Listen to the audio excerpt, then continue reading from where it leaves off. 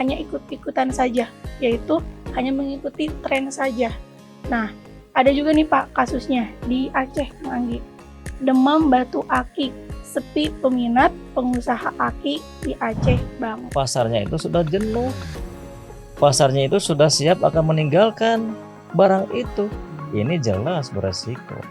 Jadi sebaiknya UMKM itu kalau akan melaksanakan kegiatan usaha harus membuat perencanaan yang matang. Perencanaan yang matang itu yang seperti apa? Ini harus menggunakan rencana. Kerennya namanya the blueprint. Yes. Jadi kita harus menggunakan rencana. Kenapa? 5, 4, 3, 2, 1.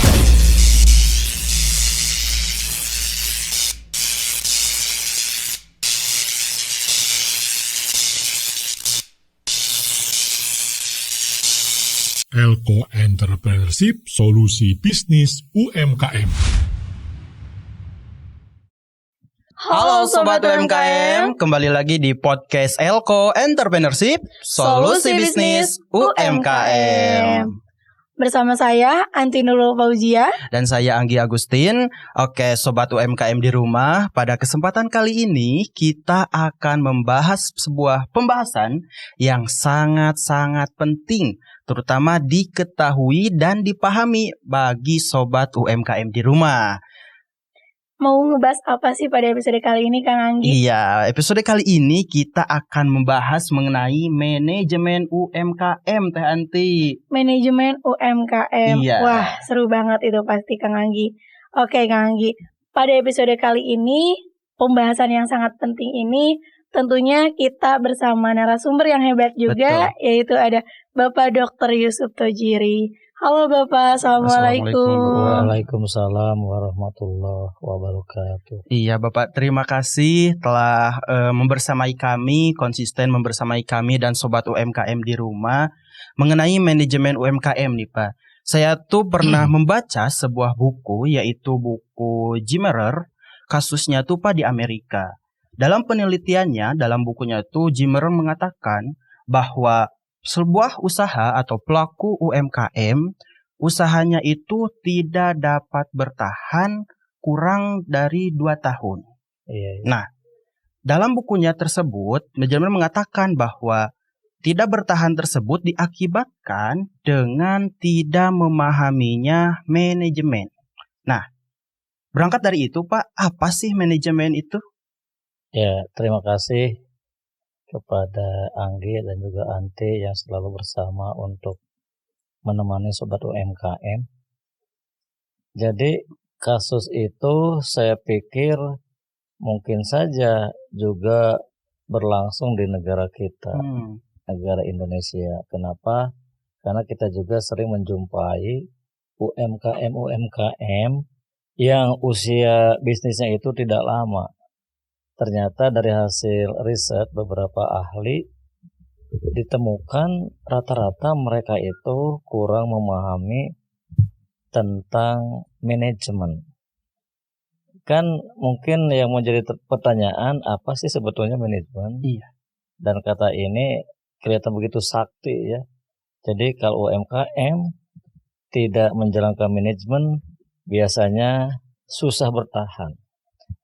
Saya ingin dulu menjelaskan tentang pengertian manajemen. Jadi manajemen itu harus kita pahami sebagai instrumen, sebagai alat yang akan kita terutama pengusaha gunakan. Karena tanpa alat ini beberapa fenomena juga bisa kita jumpai. Bisnis itu kalau tidak bisa bertahan ya pasti gulung tikar gitu.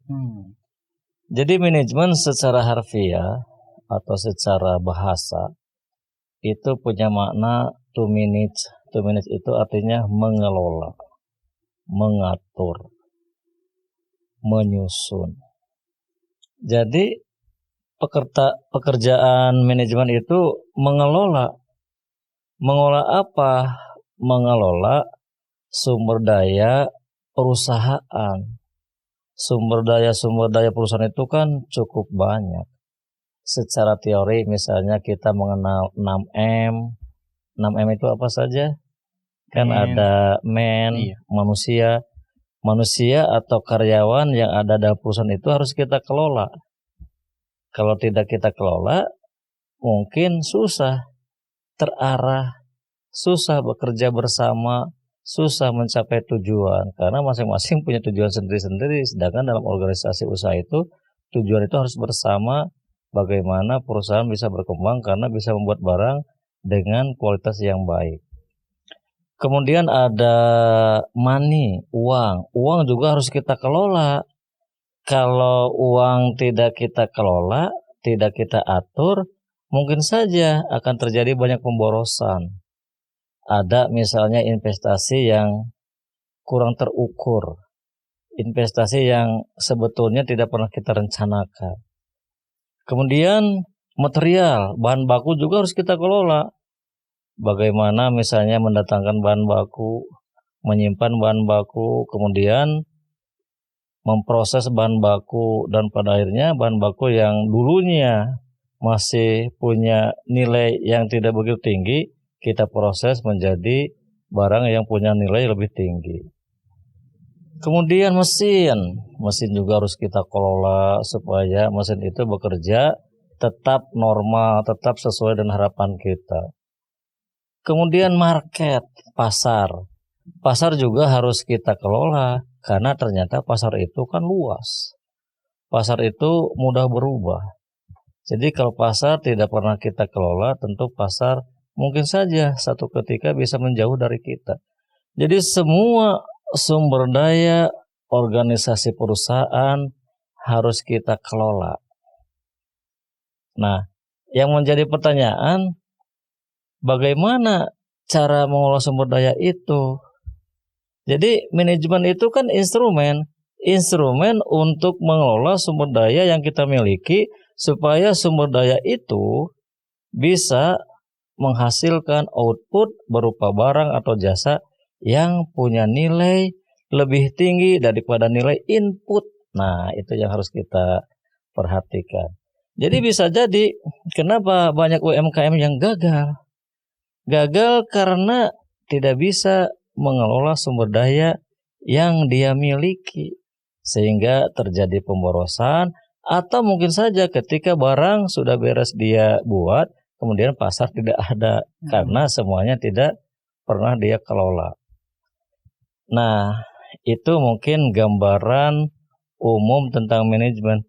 Tapi Anggi sama Anti, ada yang mengatakan manajemen itu sebagai ilmu.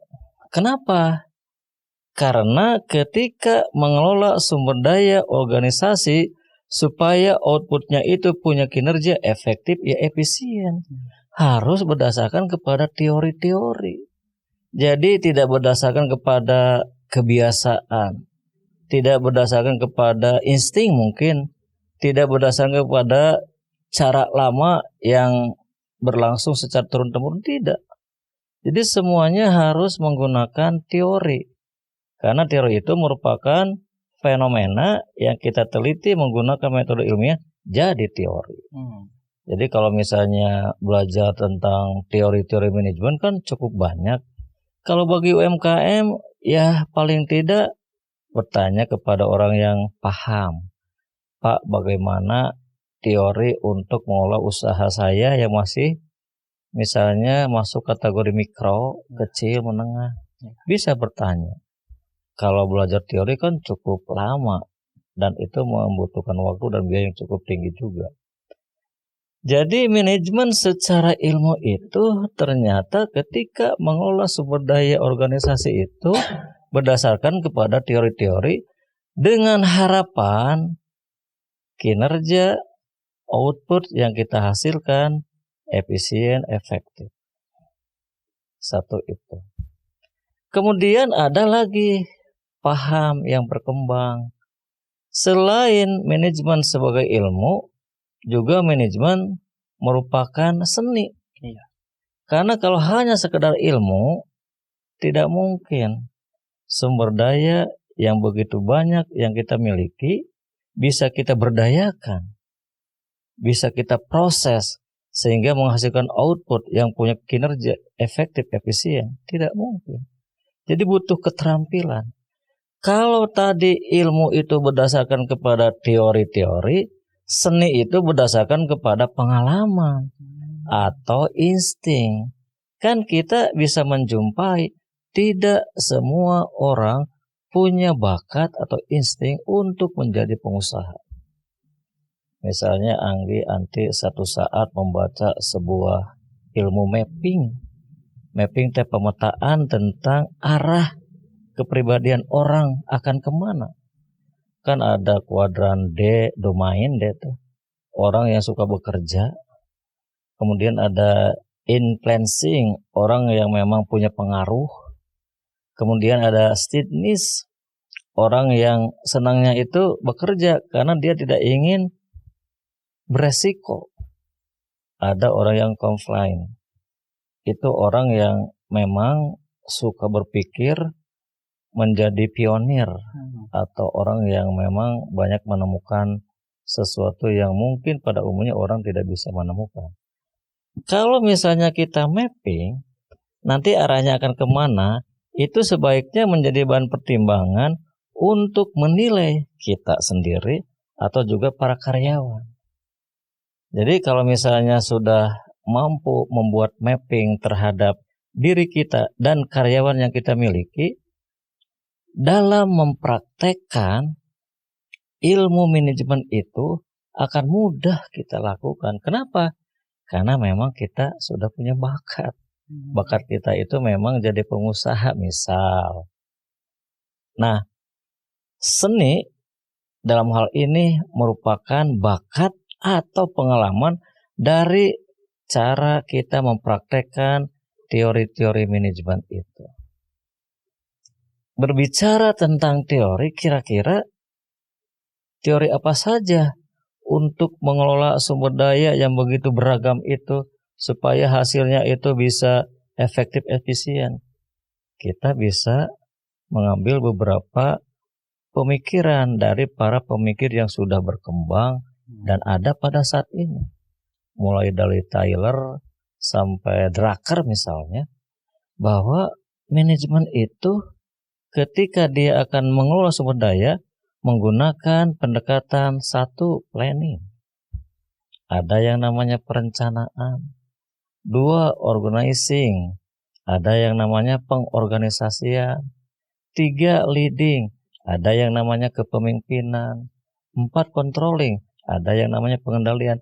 Fungsi-fungsi ini nanti yang akan mengelola sumber daya yang kita miliki. Sehingga kasus yang ada, misalnya tadi Anggi mengatakan ada kasus di Amerika, bisa jadi bahwa UMKM di Amerika pada saat itu tidak pernah membuat perencanaan yang matang.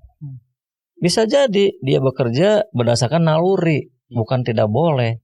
Tapi ini kan kita akan mengukur supaya sumber daya yang kita miliki itu bisa kita kelola, kemudian hasilnya efektif, ya efisien.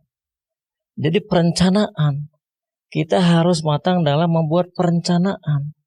Perencanaan untuk menentukan ke depan usaha ini akan seperti apa. Nah itu Anggi gambaran umum tentang manajemen yang harus teman-teman UMKM kuasai, kemudian praktekkan.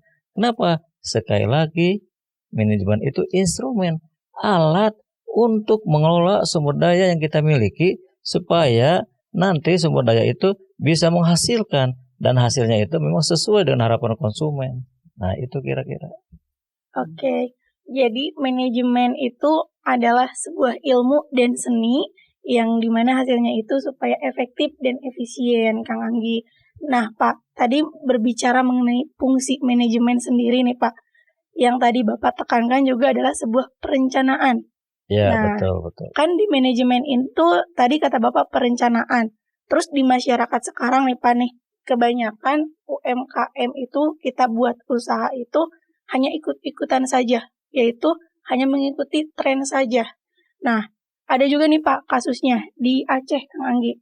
Demam batu akik, sepi peminat, pengusaha akik di Aceh bangkrut. Nah, mengenai demam batu akik ini nanti jangan jauh-jauh ke Aceh Pak. Iya. Di Jawa Barat aja, di Garut, waktu suasana demam batu akik nih Pak, di daerah saya, contohnya, ketika demam batu akik lagi booming-boomingnya tuh batu akik, batu hijau lah yang dibuat oleh masyarakat, hampir di setiap desa, di setiap kampung itu ada pengrajin batu akik Pak. Bahkan dia itu dasarnya awalnya bukan pengrajin batu akik, tetapi ada yang menjadi pangkas rambut. Ketika booming batu akik, dia pindah ke batu akik. Ada yang lagi punya usaha warung makanan, booming batu akik, dia pindah ke batu akik. Dan pada akhirnya ketika booming itu sudah selesai, ya selesai juga pekerjaannya gitu Pak. Iya. Gimana tuh Pak? Oke. Iya, silakan. Oke Pak, dari pandangan Bapak sendiri nih Pak mengenai kasus atau fenomena yang terjadi seperti ini, bagaimana sih Pak perencanaan yang mereka buat itu? Ya, ini kalau kita kaitkan dengan perencanaan, mereka teman-teman UMKM barangkali membuat perencanaan yang tidak matang atau tidak melalui kajian ilmiah. Jadi kalau kita sebagai masyarakat ilmiah sampaikan juga bahwa membuat perencanaan itu harus benar-benar masuk di akal. Contoh, kalau misalnya membuat barang karena ikut-ikutan, itu akan beresiko tinggi. Kenapa? Misalnya begini, pionir atau perusahaan yang menemukan barang itu sudah bisa memprediksi karena dia membuat perencanaan. Ini misalnya masuk dalam kategori barang yang tidak akan bisa bertahan lama. Misalnya bertahan cukup 1 tahun. Jadi, kalau misalnya imitator atau teman-teman UMKM ingin meniru pionir yang mungkin saja usia produk itu hanya tinggal beberapa bulan, ketika UMKM membuat barang seperti pionir, pasarnya itu sudah jenuh. Pasarnya itu sudah siap akan meninggalkan barang itu. Ini jelas beresiko. Jadi sebaiknya UMKM itu kalau akan melaksanakan kegiatan usaha harus membuat perencanaan yang matang. Perencanaan yang matang itu yang seperti apa? Ya, perencanaan harus kita pertimbangkan berdasarkan akal sehat kita. Misalnya nih, secara ilmu ya. Perencanaan itu kan kondisi di masa yang akan datang yang hendak kita capai. Kemudian karena perencanaan itu belum kita kerjakan, berarti dalam perencanaan itu ada komponen tujuan. Jadi pertama yang namanya perencanaan itu kita semua harus hati-hati dan teliti dalam membuat tujuan. Karena kalau tujuan tidak kita susun dengan hati-hati, khawatir tujuan itu tidak bisa kita capai. Tujuan itu tidak bisa kita ukur. Sehingga pada akhirnya penetapan tujuan itu menjadi sia-sia karena tidak pernah kita ukur. Karena itu teman-teman UMKM, kalau misalnya dalam studi ilmiah, dalam menetapkan tujuan saja, kita itu harus menggunakan pedoman-pedoman. Banyak sekali pedoman. Salah satunya ada yang namanya SMART. Setiap tujuan itu harus dibatasi ruang lingkupnya. Kenapa dibatasi? Karena kita juga sudah tahu kemampuan yang kita miliki. Sumber daya perusahaan yang kita miliki sudah tahu. Jadi setiap tujuan yang hendak kita capai itu harus kita batasi cakupannya. Atau dengan kata lain harus spesifik. Nah gitunya, jadi Anggi sama Anti harus bisa menyampaikan kepada teman-teman UMKM ketika menetapkan tujuan teh kedah kita batasi ruang lingkup kumargi kalau tidak bisa kita batasi khawatir itu jelas tidak bisa kita capai. Yang kedua, kalau tujuan sudah kita batasi ruang lingkupnya, baru tujuan itu kita sebut terukur. Terukur berdasarkan kemampuan yang kita miliki. Karena sebelum mengukur tujuan, kita juga kan mengukur kemampuan.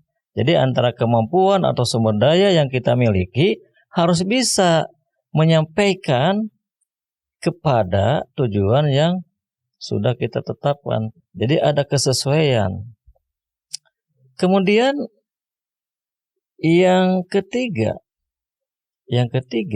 kalau tujuan sudah dibatasi, kemudian tujuan pasti akan terukur. Kalau begitu, tujuan itu achievable, bisa dicapai. Kalau bisa dicapai, kan itu namanya tujuan yang kita tetapkan itu realistik. Realistik itu antara target tujuan dengan dukungan dari sumber daya yang kita miliki ada kesesuaian. Nah, kalau begitu tentu timely.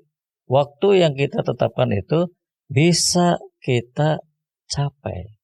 Jadi, sebaiknya teman-teman UMKM ketika menetapkan tujuan itu, kita harus teliti, kita harus hati-hati. Bila perlu, misalnya minta kepada para ahli. Apakah itu konsultan atau mungkin pengusaha yang sudah sukses, pasti mereka akan dengan legowo memberikan arahan. Jadi tujuan itu tidak boleh sembarang. Jangan asal kita menentukan tujuan, sementara kemampuan yang kita miliki ternyata terbatas. Jadi sebaiknya berkonsultasi kepada orang yang paham tentang bagaimana cara menetapkan tujuan. Kemudian kita juga harus mengukur kemampuan. Nah, itu salah satunya dalam menetapkan tujuan. Kita harus menggunakan pedoman-pedoman seperti pedoman tadi yang saya sampaikan. Jadi intinya paling tidak sebelum menetapkan tujuan konsultasikan dulu. Kan sekarang misalnya banyak ya mahasiswa yang terjun ke lapangan dalam bentuk KKM, KKN. Betul. Itu bisa kita manfaatkan. Atau misalnya sekarang kan lebih canggih, googling ya, bertanya kepada Mbah Google, bagaimana cara menetapkan tujuan usaha saya supaya tujuan ini memang bisa kita capai, bisa realistis. Nah, begitu. Oke. Tujuannya harus realistis, Kang Anggi. Jadi dalam sebuah perencanaan itu ada yang namanya tujuan atau sasaran ya Pak ya? Iya. Oke. Mengenai tujuan atau sasaran itu maksudnya sama ya Pak ya? Atau gimana? Nah, itu memang kan ada beberapa pendapat. Ada yang mengatakan tujuan itu sama dengan sasaran. Ada juga yang membedakan.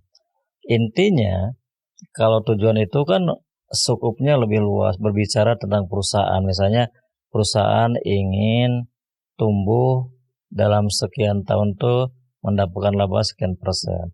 Kalau sasaran itu per bagian dalam kegiatan usaha. Misalnya ada bagian keuangan, ada yang namanya sasaran keuangan. Misalnya mendapatkan laba sekian persen pada tahun yang akan datang. Kemudian ada bagian produksi. Ada sasaran produksi, bagaimana misalnya dalam 1 tahun ke depan produksi itu bisa menempuh sekian misal. Ada bagian marketing, kita juga harus menetapkan sasaran pemasaran, misalnya target pasar kita itu siapa aja dan kemana. Terus ada juga sasaran sumber daya manusia, berapa orang-orang yang akan kita libatkan supaya tidak terjadi pemborosan.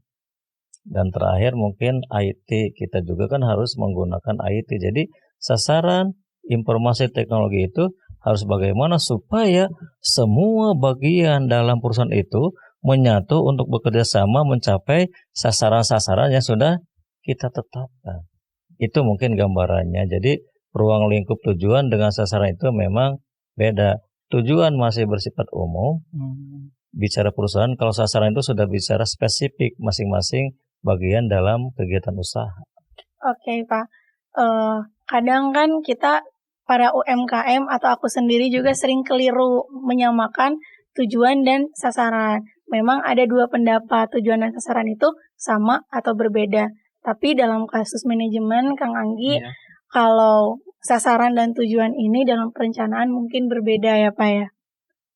Oke. Nah, Pak, setelah para sobat UMKM nih, sekarang udah paham tuh tujuan itu apa, terus sasaran apa. Ketika sobat UMKM tuh udah mempunyai tujuan dan sasaran nih, Pak, langkah selanjutnya yang harus dilakukan sobat UMKM itu apa sih, Pak? Nah, bagus. Jadi ini juga bagian dari komponen planning atau perencanaan. Jadi perencanaan itu memiliki komponen satu, ada langkah dalam menetapkan tujuan. Dua, ada strategi atau cara untuk mencapai tujuan. Jadi kalau misalnya berbicara tentang strategi, itu semua kan tergantung dari ukuran usaha kita. Tidak semua strategi itu harus kita samakan. Kenapa? Semuanya kan sangat tergantung kepada kelompok usaha kita. Misalnya mikro, kecil, menengah, besar. Tentu strategi dalam mencapai tujuan itu juga akan sedikit berbeda ya.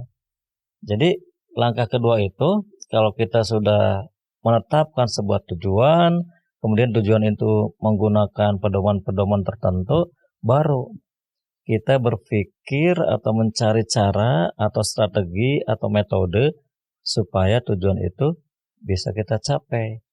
Nah, itu teman-teman UMKM, kalau sudah menetapkan tujuan, baru kita menyusun strategi. Strategi seperti apa? Lagi-lagi konsultasikan. Supaya strategi yang kita gunakan itu tidak salah arah. Karena strategi yang harus kita gunakan itu mengacu kepada ukuran usaha kita. Begitu, Kang Anggi. Oke. Berarti Kang Anggi, setelah adanya perencanaan, kita itu harus menentukan dalam sebuah perencanaan itu sebuah tujuan atau sasarannya, lalu mengenai strategi atau langkah-langkah yang harus kita lakukan. Oke, Pak, yang selanjutnya apa sih, Pak, pesan yang ingin Bapak sampaikan kepada sobat UMKM dalam membuat sebuah perencanaan dalam usaha mereka? Ya, saya ingin menyampaikan pesan-pesan kepada UMKM. Setiap kegiatan usaha kita itu semuanya harus menggunakan rencana. Kerennya namanya the blueprint. Jadi kita harus menggunakan rencana. Kenapa? Supaya apa yang kita inginkan itu semuanya terarah. Apa yang kita lakukan itu semuanya terarah. Strategi apapun yang kita susun semuanya terarah. Jadi mengarah kepada pencapaian tujuan. Jadi jangan misalnya sekali-kali ikut-ikutan. Karena khawatir ketika kita ikut, ya, kemudian usia pasar itu sudah dewasa. Kalau sudah dewasa kan umurnya tinggal beberapa bulan misalnya. Jadi barang kita itu barangkali ketika sudah beres kita produksi, pas mau kita jual pasarnya udah nggak ada. Udah berganti dengan produk lain. Jadi itu. Jadi sebagai imitator teman-teman UMKM, waspada dalam membaca pesaing dan membaca pasar, sehingga itu semua akan kita jadikan pertimbangan untuk membuat perencanaan usaha. Jadi usaha itu sekali lagi harus kita rencanakan supaya dalam menyusun langkah-langkah untuk mencapai perencanaan itu semuanya terarah dan terintegrasi. Begitu, Kang. Masya Allah. Dari manajemen UMKM ini ternyata banyak sekali ya Teh Andi yang bisa kita pelajari, bisa sobat UMKM di rumah petik dalam mensukseskan usahanya gitu ya Pak. Iya. Karena banyak sekali mungkin Pak teman-teman UMKM yang kurang memahami ataupun masih perlu pemahaman mengenai manajemen UMKM ini gitu Teh Andi. Iya. Dan ini itu Kang Anggi baru satu yang dibahas mengenai fungsinya saja. Dan fungsinya saja itu baru perencanaannya saja. Oke. mengenai perencanaan sendiri ternyata cukup panjang Kang Anggi. Dan mungkin di episode-episode selanjutnya kita akan membahas mengenai fungsi manajemen yang selanjutnya. Bagaimana Pak? Iya, memang bagus dan tidak boleh terpotong supaya teman-teman kita dari kelompok UMKM bisa memahami apa sih manajemen. Iya. Supaya dalam menjalankan usahanya itu tidak mudah turun, tidak mudah gugur. Jadi akan bertahan terus karena memang punya fondasi manajemen yang kuat. Oke. Terima kasih Bapak. Ternyata banyak sekali ilmu-ilmu pengetahuan yang bisa Sobat UMKM petik pada episode kali ini Teh Anti. Yang mana pasti akan sangat berguna bagi Sobat UMKM di rumah. Betul banget Kang Anggi. Baik teman-teman, Sobat UMKM di rumah, di episode selanjutnya kita akan mengupas tuntas kembali mengenai fungsi manajemen selanjutnya Kang Anggi. Betul. Dan jangan lupa untuk Sobat UMKM di rumah, tekan lonceng notifikasi kami di channel Elko Entrepreneurship. Dan jangan lupa juga subscribe channel kami. Dan jangan lupa share, like konten ini. Iya, dan terakhir, jangan lupa bagi teman-teman yang mempunyai pertanyaan, mempunyai pembahasan yang harus dibahas ketika nih pembahasan ini sudah selesai. Tolong dong, bahas ini dong, balas ini. Silahkan tulis di kolom komentar. Betul banget Kang Anggi. Dan selanjutnya Kang Anggi nih, kita akan ada satu sesi video, nanti satu episode, membahas mengupas tuntas semua pertanyaan dari Sobat UMKM. Iya, curhat UMKM gitu betul. nanti. Jadi, para Sobat UMKM, apa yang ingin dicurhatkan, apa yang ingin ditanyakan, boleh tanyakan Kang. Oke, terima kasih banyak Bapak. Dan untuk Sobat UMKM, sampai jumpa. Oke, terima kasih Bapak. Iya, sama-sama.